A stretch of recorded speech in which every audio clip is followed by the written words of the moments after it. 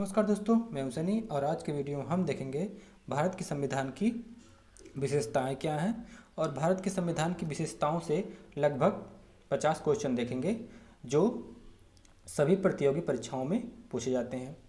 अगर आप आज का वीडियो देख लेते हैं तो किसी भी प्रतियोगी परीक्षाओं में आपके संविधान का जो विशेषताओं से क्वेश्चन आता है उससे एक भी क्वेश्चन नहीं छूटेगा। लगभग पूरा क्वेश्चन कवर हो जाएगा भारत के संविधान की विशेषताओं से। तो आइए स्टार्ट करते हैं। पहला क्वेश्चन क्या है? विश्व का सबसे बड़ा लिखित एवं सर्वाधिक व्यापक संविधान किस देश का है? तो किस देश का है? Option number 1 Britain, number 2 Bharat, number 3 Canada, number 4 दक्षिण अफ्रीका। तो किसका है? भारत का है। नेक्स्ट देखते हैं। नेक्स्ट क्या है? भारतीय संविधान कैसा है? तो भारत का संविधान कैसा है? नंबर 1 कठोर, नंबर 2 लचीला, नंबर 3 न ही कठोर न ही लचीला, और 4 वाला ऑप्शन क्या है? अंशतः कठोर और अंशतः लचीला। तो भारत का संविधान कैसा है? मतलब थोड़ा कठोर है और थोड़ा लचीला है। इसका मतलब क्या होता है कि भारत के संविधान को स्थिति के हिसाब से, परिस्थिति के हिसाब से इसको आप इसमें चेंज भी कर सकते हैं, इसलिए यह क्या है? लचीला है। और परिस्थिति अगर सही ना हो तो इसको मतलब चेंज भी इतना जल्दी नहीं होता, इसलिए कठोर है। तो भारत संविधान कैसा है? थोड़ा लचीला भी है और थोड़ा कठोर भी है। ठीक, नेक्स्ट देखते हैं। नेक्स्ट क्या है? भारत का संविधान किस प्रकार का है? तो भारत का संविधान कैसा है? नम्य, नंबर 1 ऑप्शन, दूसरा अनम्य, और तीसरा नम्य और अनम्य, और चौथा क्या है? इनमें से कोई नहीं। तो कौन सा ऑप्शन सही है? ऑप्शन नंबर 3 नम्य और अनम्य। ठीक, नेक्स्ट देखते हैं। नेक्स्ट क्या है? भारत के संविधान में भारत को माना गया है। तो भारत के संविधान में भारत को क्या माना गया है? नंबर 1 एक अर्ध संघ, नंबर 2 स्वतंत्र राज्यों का एक संघ, और नंबर 3 राज्यों का एक यूनियन, और नंबर 4 इनमें से कोई नहीं। तो भारत के संविधान को क्या क्या माना गया है? भारत के संविधान में राज्यों का एक यूनियन माना गया है, मतलब भारत जो है वह राज्यों का एक संघ है। ठीक, क्वेश्चन नंबर 5, भारत एक धर्मनिरपेक्ष देश है, इसका तात्पर्य क्या है? भारत एक धर्मनिरपेक्ष देश है, इसका तात्पर्य क्या है? तो इसका तात्पर्य यही है कि सभी नागरिक, पहला ऑप्शन क्या दिया है? सभी नागरिक कानून के सामने समान है। नंबर 2 उसका राज्य स्तर पर कोई धर्म नहीं है। नंबर 3 सभी वयस्कों को चुनाव में मत देने का अधिकार है। नंबर 3 सभी नागरिकों को भाषण देने की स्वतंत्रता है। तो इसमें से कौन सा ऑप्शन सही होगा? उसका राज्य स्तर पर कोई धर्म नहीं है। मतलब भारत एक धर्मनिरपेक्ष देश है। ठीक, इसका मतलब नेशनल लेवल पर भारत का कोई एक धर्म नहीं है। जैसे हिंदू, मुस्लिम, सिख हो गया, तो भारत किसी एक धर्म का पालन नहीं करता है। भारत धर्मनिरपेक्ष है, मतलब भारत सभी धर्मों का पालन करता है, सभी धर्मों का सम्मान करता है। ठीक, नेक्स्ट देखते हैं। निम्नलिखित कथनों में से कौन सही है? ऑप्शन नंबर 1 भारतीय संविधान अध्यक्षात्मक है। ऑप्शन नंबर 2 भारत एक नाम मात्र का राजतंत्र है। ऑप्शन नंबर 3 भारत एक कुलीन तंत्र है। ऑप्शन नंबर 4 भारत एक संसदात्मक प्रजातंत्र है। तो भारत कौन सा सही होगा? ऑप्शन नंबर 4 भारत एक संसदात्मक प्रजातंत्र है। ठीक, मतलब भारत में संसदीय शासन है। ठीक, नेक्स्ट देखते हैं। भारतीय संविधान के संबंध में कौन सा कथन सही है? ऑप्शन नंबर 1 यह एक मौलिक संविधान है। ऑप्शन नंबर 2 यह दूसरे देशों के संविधान से प्रभावित है। ऑप्शन नंबर 3 यह दूसरे देशों के संविधान की बिल्कुल नकल है। ऑप्शन नंबर 4 उपयुक्त सभी कथन गलत हैं। तो कौन सा सही है? ऑप्शन नंबर 2 यह दूसरे देशों के संविधान से प्रभावित है। मतलब भारत के संविधान में कई ऐसे पार्ट हैं जो दूसरे देश के संविधान से लिए गए हैं। ठीक, तो नेक्स्ट देखते हैं। निम्नलिखित में से कौन सा कथन सही है? कौन सा कथन सही है? पहला देखते हैं, भारत का संविधान भारत का संविधान भारत में संसदीय पद्धति की सरकार की व्यवस्था करता है। ऑप्शन नंबर 2, भारतीय संविधान द्वारा स्वतंत्र न्यायपालिका की स्थापना की गई है। ऑप्शन नंबर 3, भारतीय संविधान भारत में विधि के शासन की व्यवस्था करता है। ऑप्शन नंबर 4, उपर्युक्त सभी। मतलब कौन सा ऑप्शन सही होगा? ऑप्शन नंबर 4, उपर्युक्त सभी। मतलब ये जो सभी ऑप्शन है वह भारत के संविधान में उल्लिखित हैं। ठीक, नेक्स्ट देखते हैं, निम्नलिखित में से कौन सा कथन सही नहीं है? तो कौन सा कथन सही नहीं है? ऑप्शन नंबर 1 देखते हैं, भारतीय संविधान निर्मित, लिखित और सर्वाधिक व्यापक है। ऑप्शन नंबर 2, भारत का संविधान प्रभुत्व संपन्न, लोकतंत्रात्मक, पंथ निरपेक्ष तथा समाजवादी संविधान है। ऑप्शन नंबर 3, भारतीय संविधान में मूल अधिकारों को समाविष्ट किया गया है। ऑप्शन नंबर 4, संविधान के परिवर्तन के समय से ही संविधान में मूल कर्तव्य शामिल है। तो ऑप्शन नंबर डी तो ऐसे ही गलत होगा, क्योंकि मूल कर्तव्य जब भारत का संविधान लागू हुआ था तब उसमें नहीं था। ठीक, और देख लेते हैं पहला ऑप्शन, भारतीय संविधान निर्मित, लिखित और सर्वाधिक व्यापक है। तो ये सही है लेकिन इसमें से पूछा था कौन सा सही नहीं है, तो कौन सा सही नहीं होगा? ऑप्शन नंबर डी, भारत संविधान के परिवर्तन के समय ही संविधान में मूल अधिकार शामिल है। तो ये गलत है, क्योंकि जब भारत का संविधान लागू हुआ था तो मतलब भारत का संविधान जिस दिन लागू किया गया था उस समय भारत के संविधान में मूल कर्तव्य नहीं था। ठीक, नेक्स्ट देखते हैं, निम्नलिखित में से कौन सा कथन सही है? पहला देखते हैं, भारतीय संविधान में कई विदेशी संविधान के तत्वों का समावेश किया गया है। बिल्कुल सही है, कई विदेशी संविधान के तत्वों का इसमें समावेश किया गया है। मतलब कई विदेशी जो देश हैं उनसे कई ऐसी व्यवस्थाएं हैं जो भारत के संविधान में ली गई हैं। ऑप्शन नंबर 2, भारतीय संविधान एकल नागरिकता का प्रावधान करता है। ये भी सही है, मतलब भारत का जो संविधान है उसमें एकल नागरिकता है। जैसे अमेरिका में क्या होता है, अमेरिका में हर एक नागरिक को दोहरी नागरिकता प्राप्त होती है। मतलब एक स्टेट की होती है जिस राज्य में वो इंसान रह रहा, और एक केंद्र की होती है। लेकिन भारत में ऐसा नहीं है। ऐसा नहीं कि हम उत्तर प्रदेश में रहते हैं तो उत्तर प्रदेश का भी नागरिक हैं और भारत का नागरिक हैं। हमको सिर्फ एक ही नागरिकता की अधिकार मिला है कि हम इंडियन हैं। मतलब हम चाहे भारत में कहीं भी रहें, हम इंडियन हैं, हमको सिर्फ एकल नागरिकता प्राप्त है। ठीक, ऑप्शन नंबर 3 देखते हैं, भारतीय संविधान वयस्क मताधिकार की व्यवस्था करता है। ये भी सही है, वयस्क मताधिकार वही होता है जिसे जो भी बालक बालिकाएं आपके 18 प्लस हैं उसको वयस्क माना जाता है। और भारत के संविधान में 18 प्लस का कोई भी बालक या बालिका हैं उसको मत का अधिकार प्राप्त है। ठीक, तो ऑप्शन तीनों सही हैं, और इसमें कौन सा सही होगा? उपर्युक्त सभी, मतलब ऑप्शन नंबर 4 सही होगा। ठीक, नेक्स्ट देखते हैं, नेक्स्ट क्या है, भारत का संविधान है, तो भारत का संविधान क्या है? अत्यंत लचीला, नंबर 2 अत्यंत कठोर, नंबर 3 कठोर कम लचीला अधिक, नंबर 4 कठोर अधिक लचीला कम। तो क्या है भारत का संविधान? कैसा है? कठोर कम और लचीला अधिक है। ठीक, अब होता क्या है इसका मतलब भारत का संविधान पूर्ण रूप से न तो कठोर ही है और न ही पूर्ण रूप से लचीला है।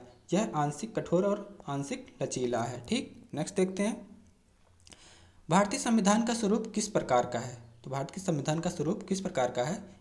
ऑप्शन नंबर 1 एकात्मक, ऑप्शन नंबर 2 पूर्णतया संघात्मक, ऑप्शन नंबर 3 संरचना में संघात्मक, भावना में एकात्मक, ऑप्शन नंबर 4 भावना में संघात्मक, संरचना में एकात्मक। तो कौन सा सही होगा? संरचना में संघात्मक और भावना में एकात्मक है। ठीक, नेक्स्ट देखते हैं, भारतीय संविधान भावना में एकात्मक है, क्यों? अब क्यों है? ऑप्शन नंबर 1 केवल संसद को संवैधानिक संशोधन प्रक्रिया आरंभ करने का अधिकार है। ऑप्शन नंबर ये भी सही है कि मतलब भारतीय संविधान में अगर आपको संशोधन करना है तो वह उसकी प्रक्रिया कहाँ से चालू होती है? संसद से ही चालू होती है। ऑप्शन नंबर 2 कुछ परिस्थितियों में संसद को राज्य के लिए कानून बनाने का अधिकार है। हाँ, ये भी सही है। मतलब कुछ ऐसी परिस्थितियां हैं जिसमें जो संसद है वह राज्य के लिए कानून बना सकती है, जो किस में आते हैं आपका, जैसे 7वां अनुसूची आपका है, जो 12 अनुसूचियाँ हैं उसको भी आगे वाले क्लास में बताऊंगा। 12 अनुसूचियाँ हैं उसमें जो 7वां अनुसूची है उसमें 3 भागों में शक्तियों को बांटा गया है। कुछ शक्तियाँ ऐसी हैं जो सिर्फ केंद्र को प्राप्त हैं और कुछ शक्तियाँ ऐसी हैं जो राज्य को प्राप्त हैं, लेकिन कुछ शक्तियाँ ऐसी भी हैं जो केंद्र और राज्य दोनों को प्राप्त हैं। ठीक, तो कुछ शक्तियाँ मतलब कुछ अधिकार ऐसे हैं जिस पर जो आपका केंद्र है, संसद है, वह राज्य के लिए कानून बना सकता है। ठीक, तो ये भी सही है। ऑप्शन नंबर 3 देखते हैं, अखिल भारतीय सेवा के कारण, ये भी सही है। तो इसमें कौन सा सही होगा? Option number D. ठीक, नेक्स्ट देखते हैं, भारतीय संविधान के संदर्भ में कहा जाता है कि, भारतीय संविधान में के संदर्भ में क्या कहा जाता है? ऑप्शन नंबर 1 मौलिक संविधान है, ऑप्शन नंबर 2 वकीलों का स्वर्ग है, ऑप्शन नंबर 3 विकासशील संविधान है, ऑप्शन नंबर 4 तानाशाही संविधान है। तो तानाशाही संविधान तो गलत होगा क्योंकि तानाशाही संविधान अपना नहीं है। मौलिक संविधान है, ये भी गलत होगा। वकीलों का स्वर्ग है, ये सही होगा कि भारतीय संविधान जो है वह वकीलों का स्वर्ग है, क्योंकि भारतीय संविधान में देखते हैं होता क्या है कि कोई भी वकील, आप कितना भी बड़ा केस किए रहे हैं, वो वकील लड़ के उसको प्राप्त कर सकता है। नेक्स्ट देखते हैं, भारतीय संविधान पर सबसे अधिक प्रभाव किसका पड़ा है? तो भारतीय संविधान पर सबसे अधिक प्रभाव किसका पड़ा है? ऑप्शन नंबर 1 भारत सरकार अधिनियम 1935 का, ऑप्शन नंबर 2 ब्रिटेन के संविधान का, ऑप्शन नंबर 3 संयुक्त राष्ट्र अमेरिका के संविधान का, ऑप्शन नंबर 4 कनाडा के संविधान का। तो भारतीय संविधान पर सबसे अधिक प्रभाव किसका पड़ा है? भारत सरकार अधिनियम 1935 का, जिसको मिनी कॉन्स्टिट्यूशन भी कहा जाता है, मतलब छोटा संविधान भी इसको कहा जाता है। ठीक, भारतीय संविधान का अधिकतर भाग जो है वह भारत सरकार अधिनियम 1935 से लिया गया है। तो कौन सा ऑप्शन सही होगा? 1।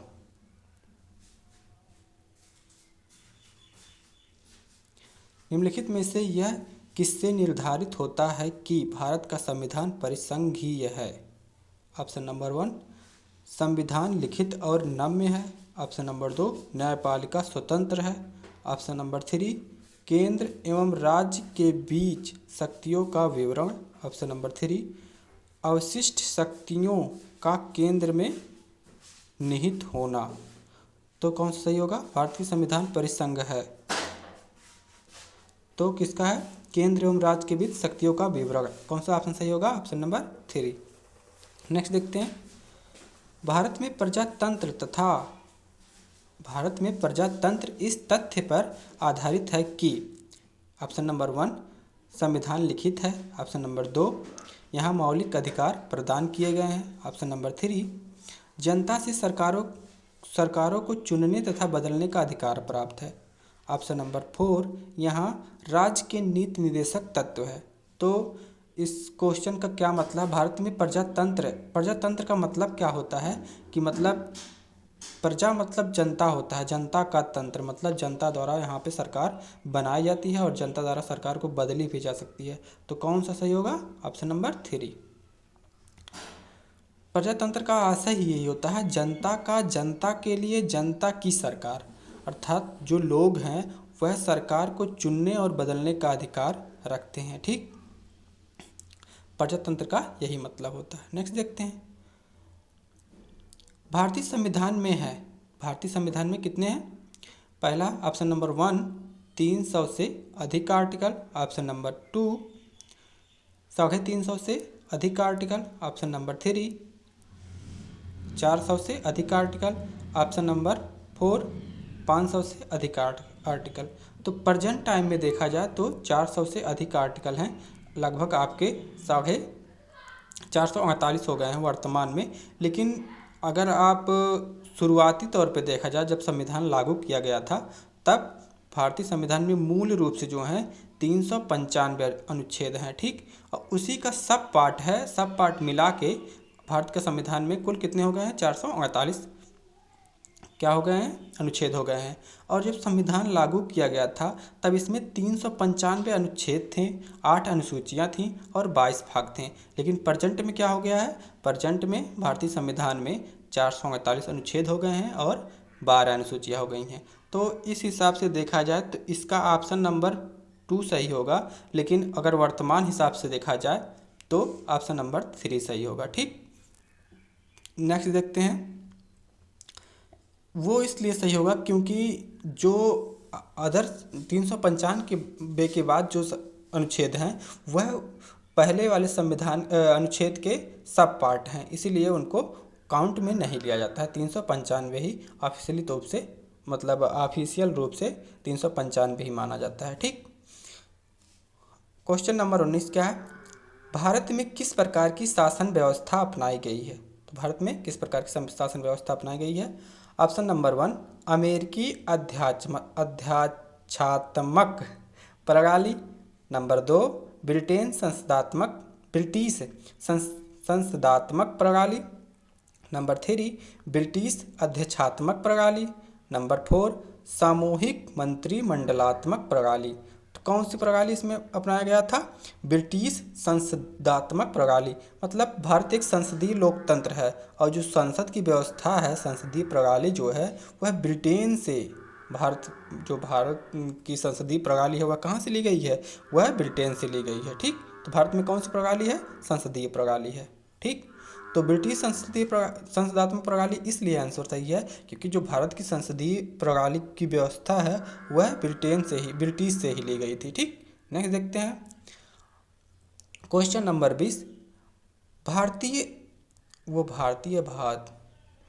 लिखा गया है जो कि भारतीय है। भारतीय राजनीतिक व्यवस्था में इनमें से कौन सर्वोच्च है। तो कौन सर्वोच्च है, नंबर 1 सर्वोच्च न्यायालय, नंबर 2 संविधान, नंबर 3 संसद, नंबर 4 धर्म। तो भारत के संविधान के हिसाब से या भारत की राजनीति के हिसाब से क्या सर्वोच्च भारत में माना जाता है, तो संविधान सबसे सर्वोच्च माना जाता है। भारत की राजनीतिक व्यवस्था में संविधान जो है वह सर्वोच्च है। ठीक, यही राज्य व्यवस्था के स्वरूप उद्देश्य का निर्धारण करता है। मतलब जो भारत का संविधान है यही पूरे राजनीतिक व्यवस्था का और राज्य व्यवस्था का जो स्वरूप है वही संविधान के हिसाब से चलता है। ये नहीं कि किसी राजनेता के हिसाब से अपना देश चलता है, अपना देश संविधान के हिसाब से चलना चाहिए। अगर आपके किसी भी संविधान के आर्टिकल का या कहीं भी संविधान का उल्लंघन हो रहा है तो आप उसके खिलाफ आवाज़ उठा सकते हैं। ठीक, नेक्स्ट देखते हैं नेक्स्ट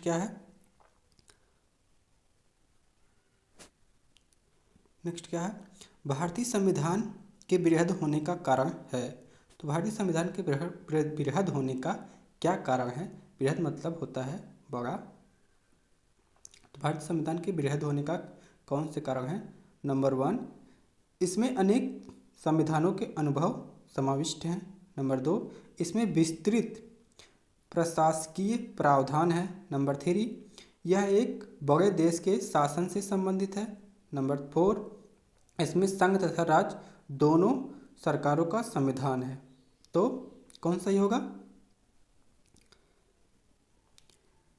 ये कौन सही होगा, ऑप्शन नंबर डी, इसमें संघ तथा राज्य दोनों सरकारों का संविधान है। कौन सा ऑप्शन सही होगा, ऑप्शन नंबर 4। ठीक, नेक्स्ट देखते हैं भारतीय संविधान का अभिभावक कौन है। तो भारतीय संविधान का अभिभावक किसे कहा जाता है, नंबर 1 राष्ट्रपति, नंबर 2 प्रधानमंत्री, नंबर 3 सर्वोच्च न्यायालय और नंबर 4 निर्वाचन आयोग। तो कौन सा है, सर्वोच्च न्यायालय को भारतीय संविधान का अभिभावक कहते हैं। ठीक, क्योंकि सर्वोच्च न्यायालय को भारतीय न्यायपालिका के शीर्ष पर सर्वोच्च न्यायालय को भारत के संविधान को बनाए रखने का सबसे ज़्यादा अधिकार है, इसीलिए क्या कहा जाता है, सर्वोच्च न्यायालय को भारतीय संविधान का अभिभावक कहा जाता है। ठीक, नेक्स्ट देखते हैं भारत में वयस्क मताधिकार की उम्र सीमा क्या है। तो उम्र सीमा क्या है, ऑप्शन नंबर 1 18 वर्ष, ऑप्शन नंबर 2 20 वर्ष, ऑप्शन नंबर 3 21 वर्ष ऑप्शन नंबर 4 5 वर्ष। तो कौन सा सही है? ऑप्शन नंबर पहला 18 वर्ष। ठीक। और यह कब किया गया था? पहले जब संविधान लागू किया गया था तो जो मताधिकार था, मतलब मत का अधिकार था, वह जिसका 21 वर्ष था आयु, वही सिर्फ दे सकता था। चाहे वह बॉय हो या गर्ल हो, कोई भी हो, फीमेल या मेल कोई भी हो, उसको 21 वर्ष का जब वो होता था तभी उसको मत का अधिकार प्राप्त होता था, वोट देने का अधिकार प्राप्त होता था। लेकिन 1989 में अनुच्छेद 326 में संशोधन करके लोकसभा और विधानसभा के चुनाव में मताधिकार की जो आयु है वह 21 वर्ष से घटा के 18 वर्ष कर दी गई। ठीक। नेक्स्ट देखते हैं। नेक्स्ट क्या है? भारतीय संघीय व्यवस्था की एक विशेषता है। तो भारतीय संघीय व्यवस्था की कौन सी विशेषता है? ऑप्शन नंबर 1 दोहरी नागरिकता, ऑप्शन नंबर 2 संविधान की सर्वोच्चता, ऑप्शन नंबर 3 केंद्र में संपूर्ण शक्ति, ऑप्शन नंबर 4 शक्तियों का एकीकरण। तो कौन सा सही होगा? संविधान की सर्वोच्चता। भारतीय संघीय व्यवस्था की एक विशेषता क्या है? संविधान की सर्वोच्चता, मतलब भारत में संविधान जो है वह सर्वोच्च है। भारतीय संविधान इस देश का सर्वोच्च कानून है। ठीक। मतलब जो कुछ भी होगा भारत में वह संविधान के हिसाब से होगा। नेक्स्ट क्या है? भारत के संविधान में संघीय शब्द की जगह किन शब्दों को स्थान दिया गया? तो संघीय शब्द की जगह किन शब्दों को स्थान दिया गया?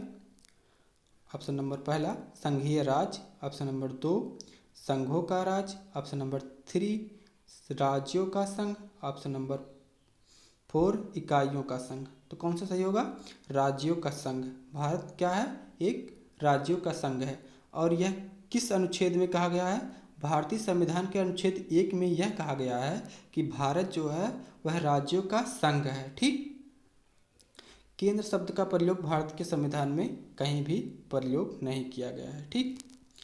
और डी वसु थे, डी वसु एक राजनीतिज्ञ थे। ये संविधान निर्माण में उन्होंने, मतलब एक तरफ से देखा जाए तो वो विद्वान थे एक। वो भारत के संविधान को क्या कहे थे?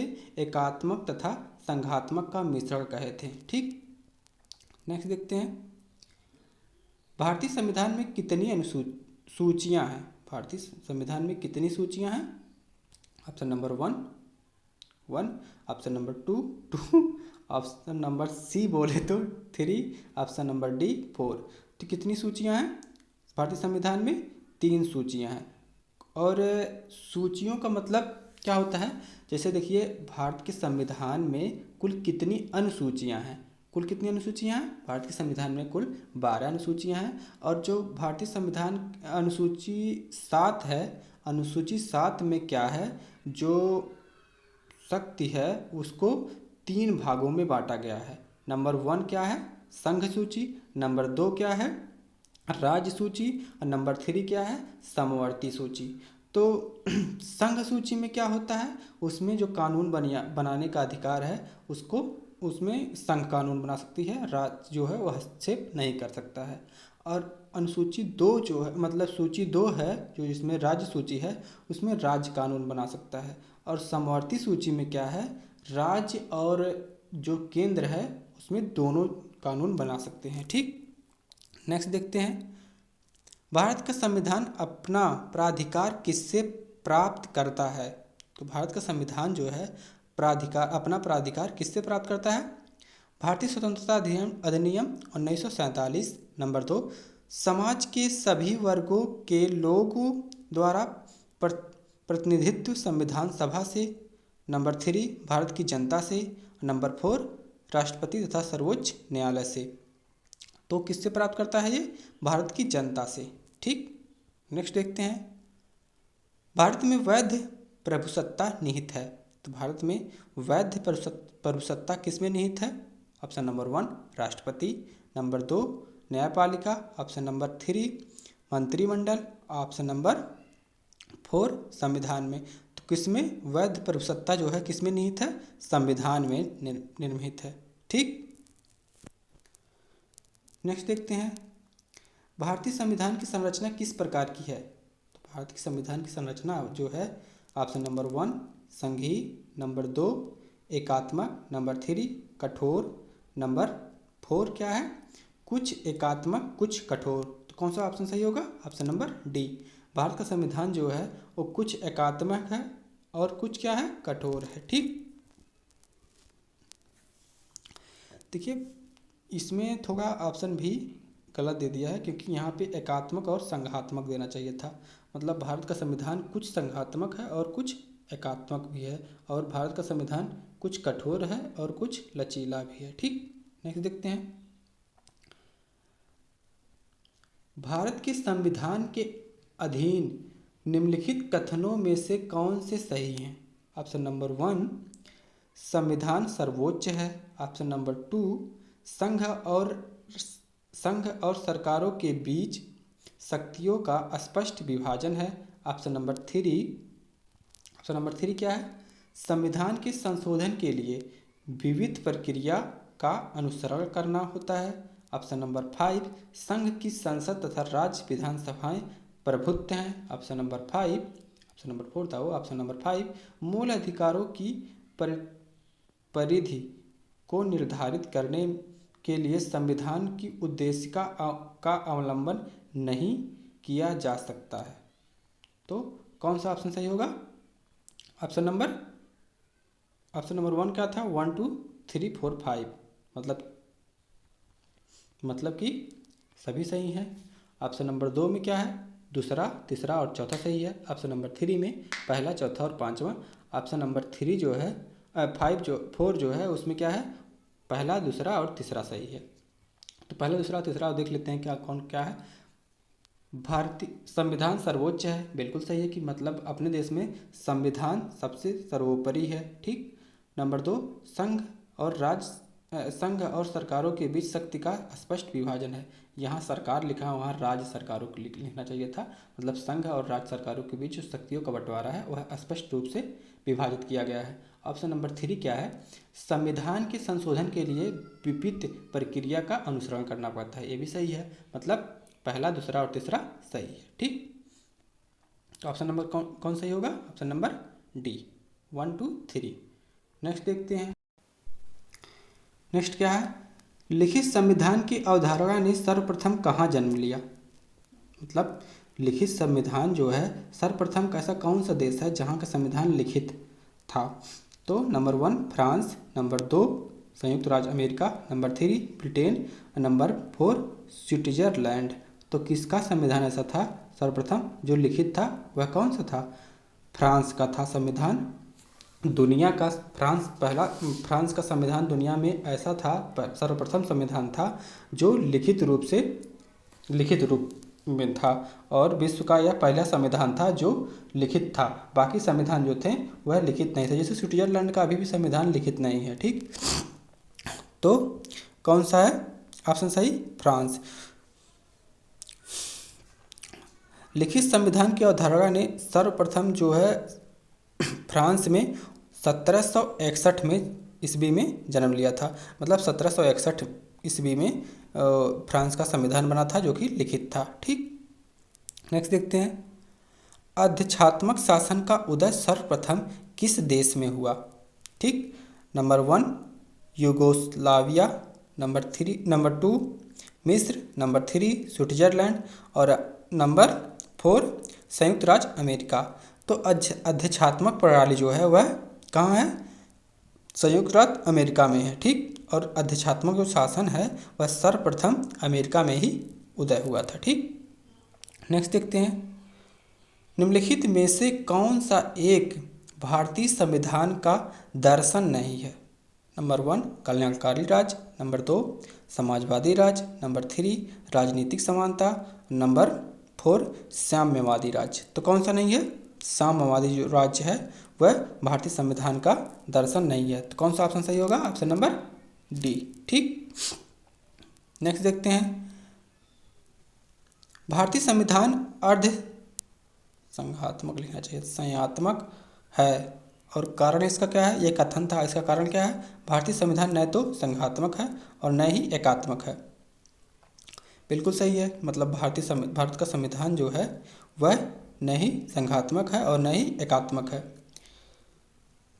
तो पहला ऑप्शन क्या है, ए और आर दोनों सही हैं तथा आर ए की सही व्याख्या करता है। नंबर 2, ए और आर दोनों सही है परंतु आर ए की सही व्याख्या नहीं करता है। नंबर 3, ए सही है परंतु आर गलत है। नंबर 4, ए गलत है परंतु आर सही है। तो कौन सा सही होगा? ए और आर दोनों सही है और जो आर है वह ए की सही रूप से व्याख्या भी करता है, क्योंकि ऑप्शन जो आर दिया है उसमें क्या है, ए दिया है, जो कथन लिखा वहाँ ए भी लिखा हुआ होना चाहिए था लेकिन मिसप्रिंट हुआ है। भारतीय संविधान अर्ध संघात्मक है। बिल्कुल सही है कि मतलब भारत का जो संविधान है वह अर्ध संघात्मक है और वह अर्ध एकात्मक भी है। ठीक, नेक्स्ट देखते हैं, इनमें से कौन सा भारतीय संघीय व्यवस्था में एकात्मक तत्व है? तो ऑप्शन कौन कौन से हैं? शक्तियों का विकेंद्रीकरण। नंबर 2, राज्यपालों की नियुक्ति। नंबर 3, राज्यसभा में असमान प्रतिनिधित्व। नंबर 4, न्यायिक पुनराविलोकन। नंबर 5, अखिल भारतीय सेवा। नंबर 6, द्विसदनात्मक व्यवस्थापिका। अब ऑप्शन देख लेते हैं, ऑप्शन क्या क्या है? पहला, तीसरा और 6, और दूसरा क्या है? दूसरा, तीसरा और पाँचवा, और तीसरा ऑप्शन क्या है? सी वाला, 3, 5 और 6। तो कौन सा सही होगा? दूसरा, तीसरा और पाँचवा सही है, बाकी सब गलत है। तो कौन कौन सा दूसरा देख लेते हैं। दूसरा क्या है? राज्यों की नियुक्ति। मतलब राज्यों की नियुक्ति कौन करता है? राज्यपालों की नियुक्ति कौन करता है? राष्ट्रपति करता है राज्यपालों की नियुक्ति। ठीक, और नेक्स्ट देख लेते हैं तीसरा का वाला क्या है? राज्यसभा में असमान प्रतिनिधित्व। और पांचवा क्या है? अखिल भारतीय सेवाएं। अब नेक्स्ट देखते हैं, क्वेश्चन नंबर 36 क्या है? भारत में राजनीतिक व्यवस्था की मूलभूत लक्षण है। कौन कौन से लक्षण हैं? नंबर 1, यह एक लोकतांत्रिक गणराज्य है। नंबर 2, इसमें संसदात्मक रूप की सरकार है। नंबर 3, सर्वोच्च सत्ता भारत की जनता में निहित है। ये तो बिल्कुल सही है। ऑप्शन नंबर 4 क्या है? यह एक एकीकृत शक्ति का प्रावधान करती है। तो 4 वाला जो है वो तो बिल्कुल गलत है, क्योंकि भारत में जो शक्तियां हैं वह एकीकृत नहीं है। ठीक, तो कौन सा सही होगा? यह एक लोकतांत्रिक गणराज्य है, पहला बिल्कुल सही होगा। और सर्वोच्च सत्ता भारत की जनता में निहित है, ये भी सही होगा। इसमें संसदात्मक रूप की सरकार है, ये भी सही है। मतलब पहला, दूसरा और तीसरा सही है। Option number B. ठीक, ऑप्शन नंबर 2 वाला जो है वह सही होगा, ऑप्शन नंबर बी। नेक्स्ट देख लेते हैं, नेक्स्ट क्या है? निम्नलिखित में से कौन सी विशेषता भारतीय संघ और अमेरिकी संघ दोनों में साझी है? तो कौन सी व्यवस्था है? नंबर 1, एकल नागरिकता। नंबर 2, दोहरी नागरिकता। नंबर 3, संविधान में 3 सूचियाँ। नंबर 4, संविधान की व्याख्या के लिए संघीय उच्चतम न्यायालय। तो कौन सा सही होगा? ऑप्शन नंबर 4, संविधान की व्याख्या के लिए संघीय उच्चतम न्यायालय। ठीक, नेक्स्ट, निम्नलिखित में से कौन भारतीय राज्य व्यवस्था में सर्वोच्च है? तो भारतीय राज्य व्यवस्था में क्या सर्वोच्च है? नंबर 1, संसद। नंबर 2, धर्म। नंबर 3, संविधान। नंबर 4 क्या है? सर्वोच्च न्यायालय। तो निम्नलिखित भारतीय राज्य व्यवस्था में क्या सर्वोच्च है? तो वह क्या सर्वोच्च है? संविधान सर्वोच्च है। मतलब भारत की राज्य व्यवस्था जो है उसमें सर्वोच्च क्या है? संविधान है। ठीक, नेक्स्ट देखते हैं, भारतीय संविधान का आप किस प्रकार वर्णन करेंगे? तो किस प्रकार करेंगे? आकार में मध्यम। नंबर 2, बहुत छोटा एवं सुसंहत। ये तो बिल्कुल गलत होगा, क्योंकि भारत जो है विश्व का सबसे बड़ा संविधान है। और नंबर 3 क्या है? विश्व के सबसे विस्तृत संविधानों में से एक। ये सही है, क्योंकि भारत का संविधान जो है वह सबसे विश्व का सबसे विस्तृत संविधानों में से एक है। ऑप्शन नंबर डी क्या था? यह लिखित संविधान नहीं है। ये भी बिल्कुल गलत है क्योंकि भारत का संविधान तो लिखित है। तो कौन सा ऑप्शन सही होगा? ऑप्शन नंबर सी, विश्व के सबसे विस्तृत संविधानों में से एक भारत का संविधान है। ठीक, नेक्स्ट देखते हैं। भारत का संविधान मान्यता प्रदान करता है, तो किसको मान्यता प्रदान करता है? केवल धार्मिक अल्पसंख्यकों को। नंबर बी क्या है? केवल भाषाई अल्पसंख्यकों को। नंबर 3 धार्मिक एवं भाषाई अल्पसंख्यकों को। और ऑप्शन नंबर डी क्या है?